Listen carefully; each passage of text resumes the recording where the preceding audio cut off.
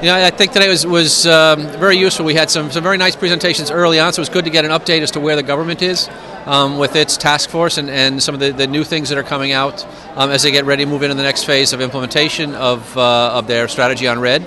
It's been very useful to hear from some of the international financial institutions as to how they're looking at REDD in some new ways. I think we're seeing a little change in the way REDD is being perceived. Originally it was just sort of payment per ton of carbon. I think we're seeing people start to think a little bit out of the box of strict ton for dollars for tons of carbon, but understand things more programmatically. So we're seeing approaches that are perhaps sectoral, that are national and comprehensive in approach to emissions reductions, and we're starting to understand where REDD and reducing emissions from deforestation are fitting into an overall national policy to reduce greenhouse gases, but also to develop in a way so that they don't repeat mistakes that were made in other development pathways, so that they're actually following what we call a green development pathway or a low carbon emissions pathway.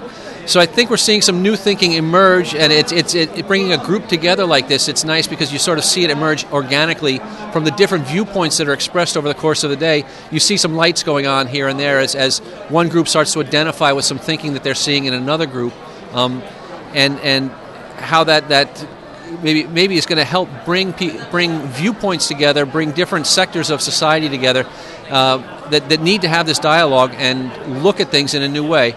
So I'm starting to see that emerge as we see moving away from sort of it's the North pays the South for a ton of carbon, and we set a carbon price, to more of a comprehensive approach to integrating reducing emissions and sustainable development that takes into account the climate effects of development, and how that can all integrate into a more comprehensive approach.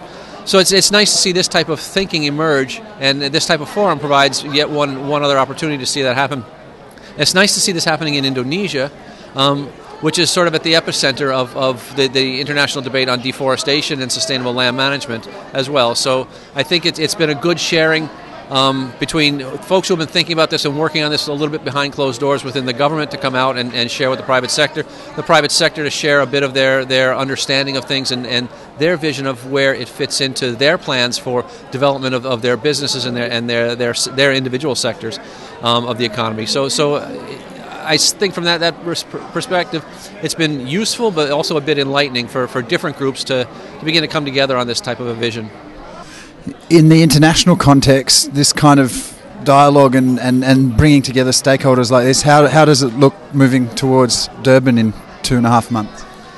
Well, Durban's a whole other story. I mean, Indonesia is an important player in Durban, particularly in the REDD arena. The real hotspots are Indonesia and Brazil. But I think we're going to probably see more enthusiasm and more progress here in a more restricted and restrained environment that's really focused on Indonesia's development pathway than we're going to see in the international negotiations, where we have to balance a whole bunch of more competing and more diametrically opposed interests, and that's going to be much more constrained, I think. So I think that these types of national processes in key countries moving forward are maybe what's going to be the engine that pulls the what's happening in the UNFCCC process forward right now. Before it was the UNFCCC that was the motor. I think we're now seeing the energy shifting from the UN process into the national processes, and from now on I think we're going to see the national processes moving us forward much more strongly than the multilateral process in the United Nations. And for CIFOR, quite a big day? Well, a very big day for CIFOR. I think CIFOR was at the origin of this. It really pulled the partnership together that made this happen. It's of course a great day for us to be on the dais with the president, and it's one more meeting that anchors our commitment to going beyond science and making sure that science connects with policy to make real change happen. And I think that's the real important part of CIFOR. A lot of people talk about the need for scientists to interact with other elements in the community, other sectors within society.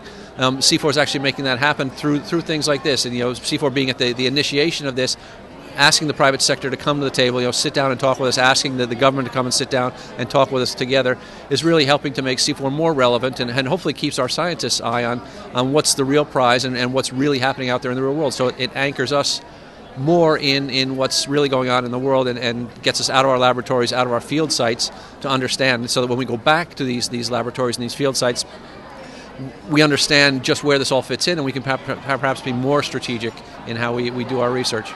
And finally, if there was one criticism or major challenge, I should say, that you can see coming out of the dialogue today, what is that? I think there's a real variation in the level of understanding of different speakers, different elements, different players within the dialogue. So it's sometimes you often see the discussion sort of missing the point, or one group talking past the other. So I think there's still a bit of work to be done to bring everybody up to the same level, so that the exchange can be really on an even level, and start from a common understanding. And we don't yet have that common understanding. I think I see a bit more reticence when the private sector they're maybe perhaps a little bit more afraid of this process. I see there are of course always vested interest in these things, and people who perceive that they're going to lose something, or people who perceive that they have something to gain from this. I think we're starting to see that part fade, but we still see some reticence and maybe some fear, but born out of lack of understanding, not born out of the substance of what's being discussed.